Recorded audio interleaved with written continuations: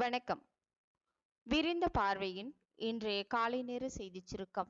வாசிப்பவர் சூர்யா தேவி.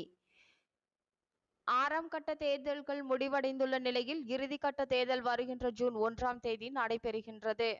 இந்த தேர்தலில் யார் வெற்றி பெற்று ஆட்சியை கைப்பற்றுவார்கள் என்ற எதிர்பார்ப்பு நாடு முழுவதும் எழுந்துள்ளது. இந்நிலையில் நாளைய தினத்தோடு தேர்தல் பிரச்சாரம் முடிவடையுள்ள வாக்கு எண்ணிக்கையை ஆவலோடு எதிர்பார்த்துள்ளனர். இந்த நிலையில் பிரதமர் நரேந்திர மோடி வருகின்ற வியாழக்கிழமை கன்னியாகுமரி மாவட்டத்திற்கு வரவுள்ளதாக தகவல்கள் வெளியாகியுள்ளன.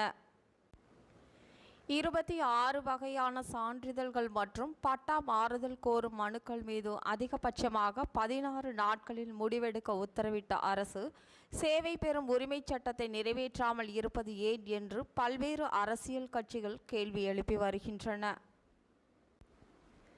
இந்தியா கூட்டணியின் ஆலோசனை கூட்டத்தில் பங்கேற்பதற்காக முதலமைச்சர் மு.க. ஸ்டாலின் அவர்கள் ஜூன் 1ஆம் தேதி டெல்லி செல்கிறார். முல்லை பெரியாறு அணைக்கு புதிய சுற்றுச்சூழல் அனுமதி குறித்து விவாதிக்கவிருந்த வல்லுநர் குழு கூட்டம் ரத்து வரவேற்கத்தக்கது எனவும் இனிவரும் கூட்டங்களிலும் விவாதிக்க தடை விதிக்க வேண்டும் எனவும் பாமக தலைவர் அன்புமணி ராமதாஸ் வலியுறுத்தியுள்ளார். இத்துடன் இன்றைய செய்திச் சுருக்கம் நிறைவு